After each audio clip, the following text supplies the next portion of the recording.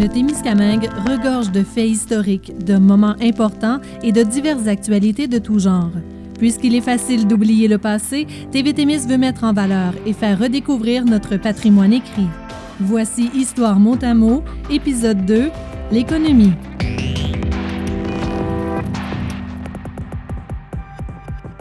Extrait du cahier Nédélec de la Société nationale des Québécois d'Abitibi-Témiscamingue, article intitulé « Électricité bientôt dans le Témiscamingue rural » par Julien Morissette. Nous voici maintenant dans Montreuil. À peine y sommes-nous entrés que nous apercevons les premiers poteaux de la coopérative d'électricité du Témiscamingue. Ils ne sont pas encore munis de leurs fils, mais dès que nous serons à Nédélec, nous rencontrerons les électriciens occupés à en continuer l'installation. Nous traversons l'ancienne réserve des Indiens, depuis une dizaine d'années cédée à la colonisation et où une cinquantaine de colons au moins sont installés et en train de devenir des cultivateurs prospères si l'on en juge par l'état de leurs bâtiments et de leurs fermes, qui sont déjà en culture pour une bonne partie. C'est ensuite Notre-Dame-du-Nord, puis Saint-Bruno-de-Guigues. Tiens, voici que nous roulons sur une belle route pavée. Les travaux sont en cours et marchent rondement. Déjà une douzaine de milles de fait sur un total d'environ 30. Mais encore une fois, il sera question de ça la semaine prochaine. Nous sommes en plein centre du Témiscamingue, du beau et riche Témiscamingue agricole. Il fait un soleil d'or qui se reflète dans le pare-brise de la voiture et un peu partout dans les airs. Dans les prairies, c'est un autre or, celui des orges et des avoines ici coupées et engerbées, ailleurs se balançant encore au gré du vent, qui les fait se coucher en vagues comme des flots dorés. Le spectacle est magnifique. On s'emplit les yeux de beauté et les poumons de cet air si sain de la campagne par la fin de l'été. Et ce sera ainsi tout au long du voyage, même quand nous serons dans la colonie de Moffett après avoir traversé Ville-Marie, Lorrainville, la Verlochère, la Tulipe. C'est à Saint-Bruno-de-Guigues que nous avons pu obtenir de fort intéressants renseignements sur l'électrification du Témiscamingue. Nous en savons gré à M. l'abbé LZ Moreau, qui y a travaillé longuement et qui en a fait en quelque sorte son œuvre, au notaire aussi G.P. Vézina et à M. Jean Meyer, gérant de la coopérative. Un peu d'histoire d'abord. C'est à l'Union catholique des cultivateurs témiscamiens que l'on doit l'initiative de l'électrification de ce comté. Au mois de septembre 1945, en effet, une délégation de cultivateurs se rendait à Québec pour obtenir le concours du gouvernement provincial dans cette entreprise. Du même coup, elle demandait aussi le pavage de la route 46 et aux Canadiens Pacifiques la mise en service d'un convoi quotidien entre Ville-Marie et Mattawa. Fait assez curieux et probablement très rare, ces trois demandes ont été accordées. Le pavage est en bonne voie d'exécution. On a maintenant un train quotidien entre Mattawa et Anglier et au cours de l'automne, le Témiscamingue aura son électricité. Le pavage et l'électrification représentent une contribution d'au-delà d'1 million de la part du gouvernement provincial. C'est au mois de septembre 1945 qu'en vertu de la loi d'électrification rurale votée à Québec, que se fondait la coopérative d'électricité du Témiscamingue. Son président est M. Georges Lefort de Ville-Marie et son gérant, M. Jean Meyer de Guigues. On compte 13 directeurs représentant chacune des paroisses dans lesquelles on installera l'électricité. Par résolution du conseil d'administration, le siège social de la coopérative est à Saint-Bruno-de-Guigues, centre géographique de ces 13 paroisses, soit Ville-Marie, Guigues, Notre-Dame-du-Nord, Nédélec, Guérin, Fabre, la Verlochère, Sainte-Eugène-de-Guigues, Fugerville, la Tulipe, Moffett, Saint-Placide, Béarn et Montreuil. Les travaux proprement dits de l'électrification commencèrent au mois de juin 1946. Ils ont été faits sous la direction d'un ingénieur de l'Office provincial de l'électrification rurale, M. Fernand Marchand. On aura une idée de leur importance en apprenant qu'il a fallu poser des poteaux sur une distance de 253 000 pour couvrir tout le territoire. Tous ces poteaux sont maintenant plantés. Et il en a fallu 5 950. Tous sont de cèdre et viennent des forêts du comté. Tout ce qui reste à terminer, c'est la pose du fil sur une distance d'environ 50 000. Le poids total du fil employé s'élèvera à 825 000 livres. En même temps que l'on installait les poteaux et le fil, on voyait aussi au brochage des maisons. Il y en a actuellement 450 qui sont prêtes à recevoir l'électricité. Elles sont réparties dans les différentes paroisses. La coopérative compte 1156 sur un nombre possible de 1800 clients. Il semble que tous les membres feront brocher leur maison ainsi que leurs dépendances, garages, étables, etc. Comme on le voit, la très grande partie du travail est faite et on s'attend d'allumer, à savoir de mettre le courant dès les débuts de l'automne. L'électricité sera achetée de l'hydroélectrique ontarienne. Elle proviendra de Latchford. Il semble que l'achat, de même que le louage des lignes pour le transport du courant de l'Ontario au Témiscamingue, se soit fait selon des conditions fort convenables. Il est cependant encore difficile de dire quel sera le taux de ce courant de 60 cycles. La chose est facile à comprendre. Il faudra d'abord que la coopérative puisse établir un budget comprenant les dépenses à faire et prévisibles ainsi que les revenus. Ça pourra être déterminé avant quelque temps encore. Il est un angle de l'électrification du Témiscamingue qui est fort intéressant à noter. C'est que la coopérative a agi avec le plus bel esprit possible de coopération. On s'est dit qu'il fallait donner le courant à toute la population. Il va de soi qu'on aurait pu n'électrifier que les principales paroisses ou les principaux rangs des principales paroisses, mais ce n'eût pas été agir en véritable coopérateur. Aussi faut-il louer les membres de la coopérative qui ont unanimement décidé de donner le courant partout, même si cela imposait des déboursés supplémentaires. Ainsi, par exemple, il a fallu faire 5 000 pour se rendre à Guérin et sur ce parcours, on n'aura aucun client. Ce cas-là n'est pas unique. La coopérative n'a pas cherché à écrémer, c'est-à-dire à ne passer que là où serait le plus payant. Elle est allée partout. C'est sans doute la raison pour laquelle elle est la plus importante du genre dans toute la province. Celle qui se rapproche le plus est celle de Gaspé-Sud, où on a posé des poteaux sur une distance de 125 000. Cela est encore loin du Témiscamingue, où il a fallu en poser sur une distance de 258 000. Aussi, ce comté est-il le premier dans tout le Québec à être entièrement électrifié. Toutes les paroisses agricoles le sont. Reste La Force, une colonie où l'on ne s'est pas rendu encore, à la demande même des colons, mais on s'y rendra dès que ceux-ci le désireront. Quant à Anguillier et Témiscamingue-Sud, ils avaient déjà l'électricité. Il ne faut pas séjourner longtemps sur les lieux pour constater que, règle très générale, les cultivateurs et les villageois sont très satisfaits de l'électrification. C'est sans doute, comme on dit, une expérience. Elle valait la peine d'être tentée. On en attend d'excellents résultats. La coopérative, nous l'avons noté plus haut, a été fondée à la suite de la loi d'électrification rurale du gouvernement Duplessis. Son entreprise s'élève au coût de 648 000 $. Les cultivateurs ne paient que 25 % de ce coût, c'est dire que le gouvernement paie 486 000 $. Quand je suis passée dans les paroisses plus haut nommées, un peu partout, ce qu'on entendait avec une impatience presque fébrile, c'est d'avoir du courant, de la lumière. Cela viendra très prochainement et tout indique que très nombreux sont les cultivateurs et les villageois qui se disposent à faire signer leur contrat pour le brochage de leur propriété. On fonde partout de beaux espoirs sur l'utilisation du courant électrique pour donner une prospérité encore plus grande aux fermes d'un des comtés agricoles les plus riches de la province. Voici un extrait de La Minerve, volume 25, numéro 1, de février 2015, par la Société d'histoire du Témiscamingue. Un article « Monteur de ligne ». Au Témiscamingue, les premiers monteurs de ligne ont probablement été engagés dès 1904 par la compagnie de téléphone Norton.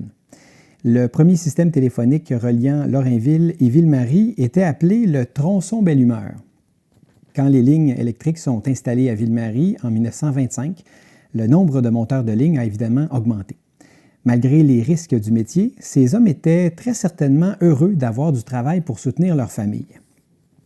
Au dire de Jean-Guy Bouffard, monteur à la retraite, au moment de son embauche en 1962 pour la compagnie de téléphone, les travailleurs du Témiscamingue n'employaient pas de gants, et ceci même en 1980 lors de son embauche pour Hydro-Québec. Ils utilisaient des baguettes tenues à bout de bras. Les baguettes servaient à espacer les fils afin d'y installer ou d'y changer des traverses. Chaussés d'éperons, les monteurs se hissaient dans les poteaux. Sans aucun doute, ils développaient les muscles des bras et des jambes, mais avec les années, également des bursites au niveau des épaules.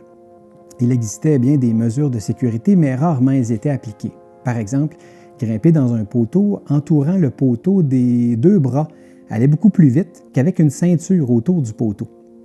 Toujours pour gagner du temps, ouvrir les transformateurs pour changer des taps quand le voltage baissait, on avait les deux mains dans l'huile Ascarel, pour découvrir plus tard que cette huile est cancérogène. Les employeurs voulaient que le travail se fasse vite et fermaient les yeux sur les techniques pour exécuter les travaux ainsi que la dangerosité des manœuvres. Les employés, souvent par crainte de perdre leur emploi, se taisaient. Ils avaient à cœur de bien servir la population et on dit « si je ne le fais pas, qui va le faire ?» se disait-il. Extrait de Notes historiques, le livre des 75 ans de Rimini, de René Daou et Micheline Dufresne, en collaboration avec le comité du 75e. En juillet 1949, l'électricité fait son entrée au village de Rimini. Progressivement, elle se répand dans les rangs, en commençant par le chemin des pionniers, rangs 6 et 7, car ce sont les endroits où il y a le plus de monde. C'est seulement au début de 1951 que le chemin de la baie du Tigre, rang 4, est branché. Par contre, les gens du rang 8 n'ont jamais eu l'électricité. M. William Lefebvre a fini par déménager au rang 5 en juillet 1956, car après 7 ans, il n'a toujours pas d'électricité. Pour se prévaloir de l'électricité, il fallait acheter une part à la coopérative d'électricité du Témiscamingue au coût de 100 $, payable en 3 ans. En plus de payer le matériel nécessaire au branchement, tel que le fil et les boîtes électriques, il fallait aussi payer l'électricien pour qu'il fasse le travail. Voici les dépenses effectuées par un ancien résident de Rimini pour se brancher à la ligne électrique. Part sociale, 100 $. Fil et boîtes électriques achetées au magasin Bellumeur de Rimini, 91,49 $. Georges Simon, électricien, 97,89 $. Total, 289,38 $. Ces montants étaient considérables pour les années 1949. Plusieurs ont dû emprunter à la Caisse populaire pour arriver à se payer ce branchement. Au début, l'électricité servait surtout pour s'éclairer, mais ensuite, on achète une pompe à eau pour avoir l'eau courante. L'électrification s'est faite assez lentement car au début des années 60, il y avait encore des maisons où l'on se servait encore de la pompe à bras. Souvent, les plus jeunes demandent comment on pouvait vivre sans électricité. Pas de télévision, pas de réfrigérateur, pas d'eau chaude. Pour l'eau chaude, c'était le boiler du poêle à bois que l'on devait utiliser. Pour s'éclairer, il y avait les chandelles, mais surtout le fanal à mèche ou à poche. Pour conserver les aliments périssables, comme le beurre, on utilisait la fraîcheur de l'eau du puits en été. Voici un extrait du livre du centenaire de Fabre. Fabre, son histoire et ses gens, donc de 1890 à 1990, de l'auteur Marc Riopel, en collaboration avec le comité du centenaire. Les entrepreneurs forestiers. En confiant la responsabilité de la coupe des arbres à des entrepreneurs privés, communément appelés les jobbers, les compagnies forestières s'enlèvent une lourde tâche, la gestion quotidienne des chantiers forestiers. Cette gestion se caractérise par le recrutement des bûcherons, la construction des camps, la coupe des arbres, le transport des arbres abattus jusqu'aux rivières, l'approvisionnement des camps forestiers et la responsabilité financière, donc paye des employés, achat du matériel, etc. Il s'agit du système de sous-traitance. Il existe 2 types d'entrepreneurs forestiers.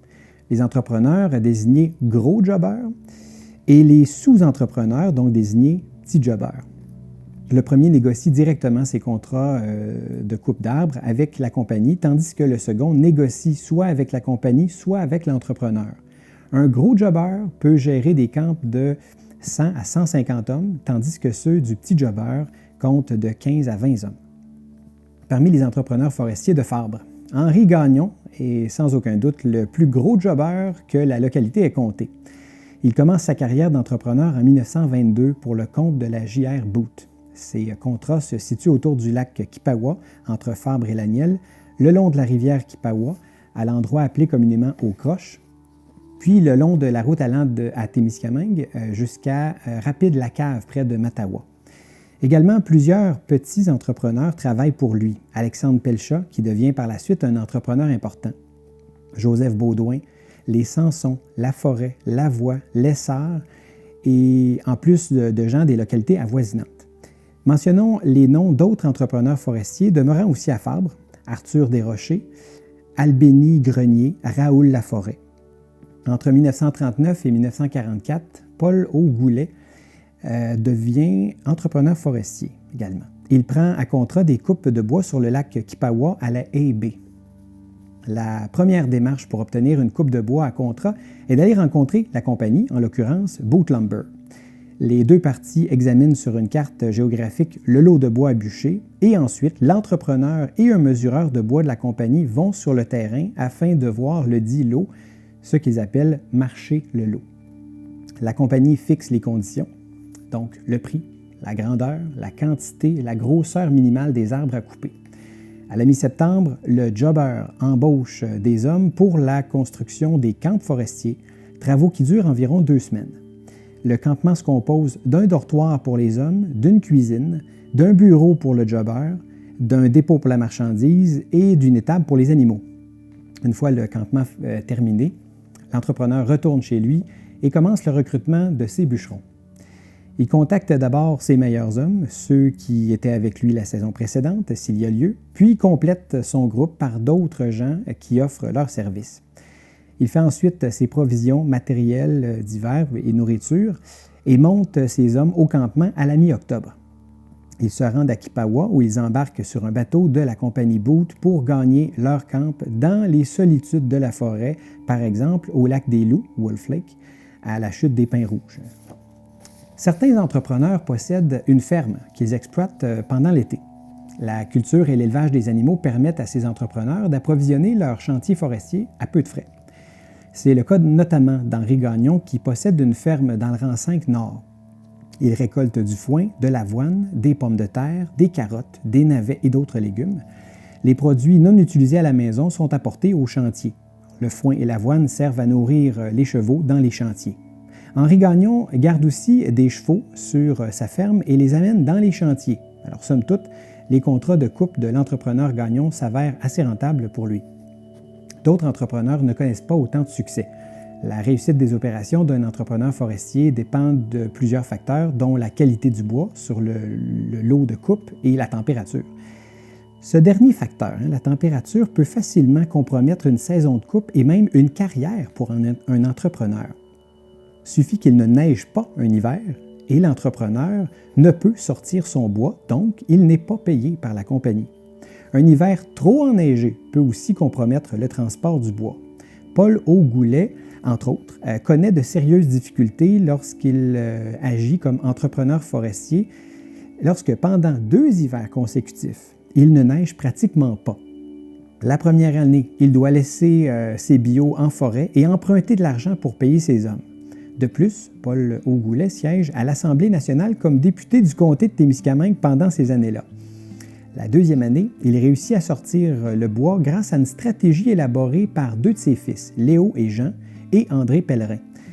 À la fin du mois de mai, il monte un chantier chaland de madriers et construisent une passerelle de 400 pieds de long, débouchent un lac pour fournir de l'eau et drave ainsi le bois qui gagne finalement le lac Kipawa et est transporté jusqu'au moulin à scie à Laniel. Ce moulin appartient à Paul Augoulet et Henri Gagnon. En 1948, un groupe d'hommes de Fabre décide de former un chantier coopératif pour prendre des contrats de coupe d'arbres. Ils proposent cette formule pour remplacer les entrepreneurs forestiers comme intermédiaires auprès des compagnies forestières. Cette idée origine d'un congrès de l'UCC à Notre-Dame-du-Nord où l'on décide d'envoyer des agriculteurs de plusieurs localités au Témiscamingue au chantier-école du lac Granet en Abitibi, en fait un peu au sud de Val-d'Or. La délégation de Fabre se compose de Arthur Drouin, l'un de ses fils Silvio, de son neveu Gérard Drouin et d'Adrien Lapierre. Après un hiver d'études pratiques du travail forestier et du fonctionnement d'un chantier coopératif, ces personnes reviennent à Fabre et fondent un tel chantier dans la localité. Ils recrutent 48 membres et tiennent des réunions pour expliquer le fonctionnement d'un chantier coopératif. Par contre, ils se butent à un problème de taille: convaincre les compagnies de leur octroyer des contrats de coupe. Boot Lumber se montre très peu intéressé à discuter avec le chantier coopératif de Fabre, au point où ses membres demandent à l'aumônier diocésain de l'UCC, l'abbé Clovis Perron, de les accompagner. Les résultats demeurent les mêmes. Ils se tournent ensuite du côté de la Consolidated Paper Company et vont à Pembroke rencontrer les dirigeants.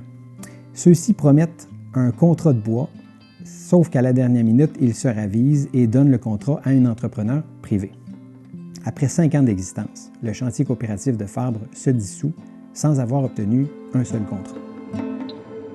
Extrait du livre Fabre, son histoire et ses gens, 1890 à 1990, de l'auteur Marc Riopel, en collaboration avec le comité du centenaire de Fabre. En 1978, une douzaine de personnes de Fabre se réunissent dans le but de mettre sur pied une entreprise pour créer de l'emploi dans la localité. Ils constatent que depuis plusieurs années, les jeunes doivent s'exiler à l'extérieur de la région pour se trouver de l'emploi. Cette idée émane d'un groupe de personnes dont la majorité a 60 ans et plus. Ces dernières se sont toujours impliquées dans le développement socio-économique de Fabre. En tête de liste, mentionnons Jean-Paul Turcotte, Simone Turcotte, Félix Lapierre et Pierre Gagnon. Quelques projets sont présentés et discutés: une parquetterie, une tannerie et un moulin à bardeaux. Ils retiennent cette dernière idée et se lancent à la recherche de financement pour la réalisation de ce projet. Après un an de travail bénévole pour la conception du projet et après de nombreuses réunions de cuisine où s'entremêlent discussions, calculs, rêves et espoirs, l'entreprise de transformation de bardeaux voit le jour. On la baptise du nom de Cèdre Fabre. Le financement provient de plusieurs sources. D'abord, une soixantaine de personnes de Fabre investissent 60 000 $. Ensuite, la Banque fédérale de développement consent un prêt de 120 000 $. Le ministère de l'Exploitation économique régionale verse une subvention de 99 500 $. Et finalement, OSE, via son programme expérimental de création d'emplois communautaires, alloue une subvention de 108 650 $. Cèdre Fabre entre en production en août 1979. Dans ses premiers 6 mois d'opération, Cèdre Fabre produit 100 toises de bardeaux par jour et 6 000 pieds-mesure de planches de bois de sciage.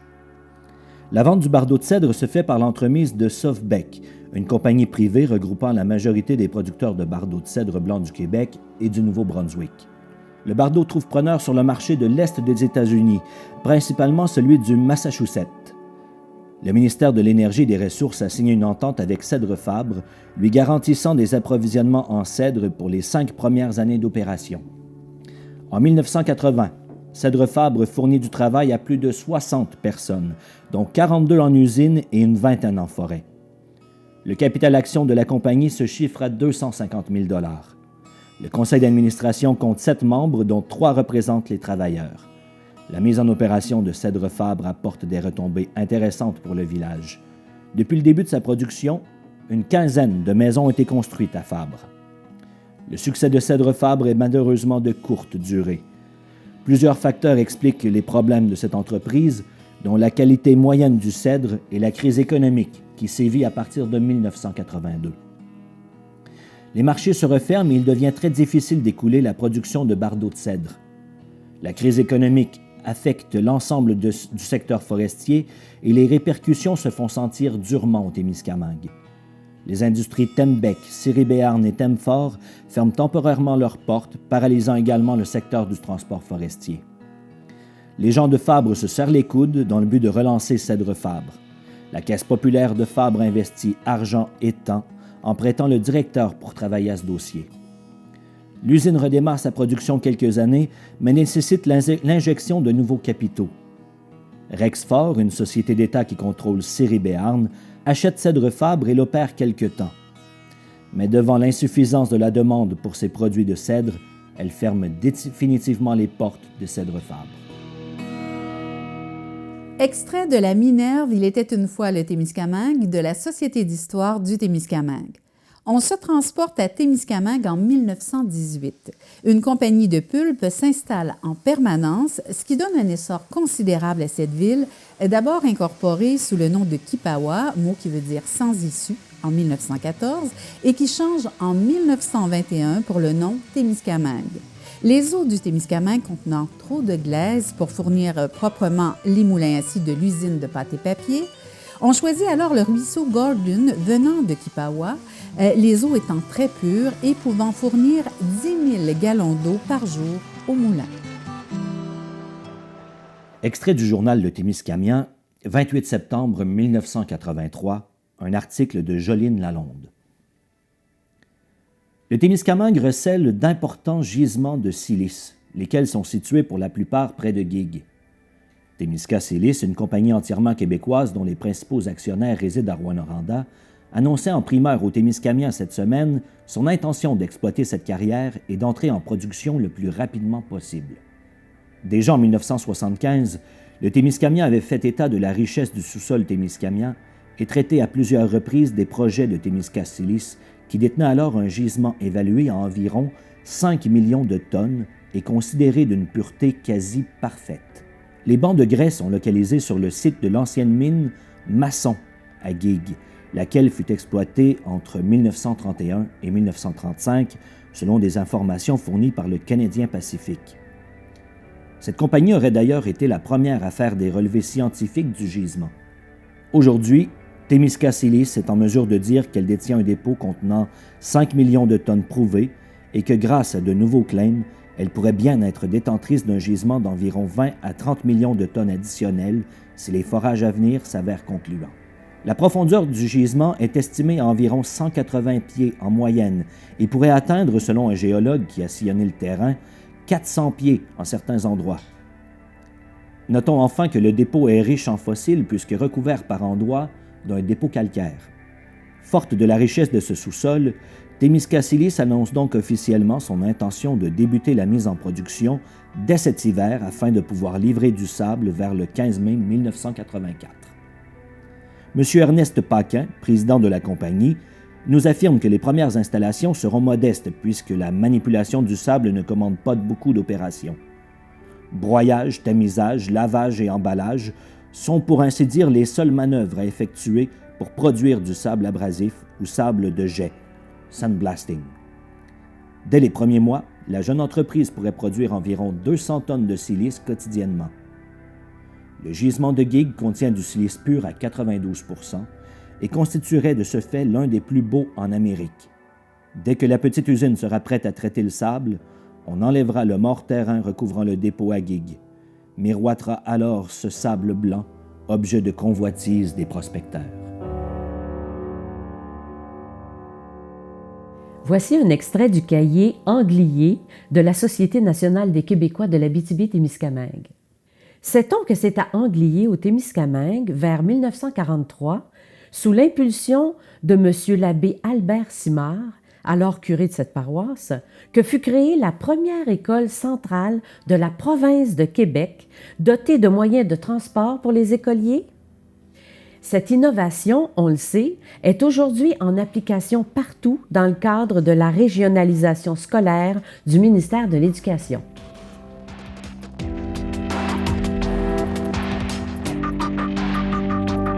C'était Histoire Mot-à-Mot, une production de TV Témis avec les voix de Annie Larivière, directrice générale de CKVM à Radio-Témiscamingue. Guillaume Beaulieu, conteur d'Abitibi-Témiscamingue et chevaucheur d'Orignal. Ghislain Roberge, acteur, animateur et metteur en scène. Odette Caron, comédienne et coordonnatrice du domaine Breed. Ce projet est réalisé grâce au soutien financier du gouvernement du Québec et s'inscrit dans le contexte de la mise en œuvre d'une mesure du Plan culturel numérique du Québec.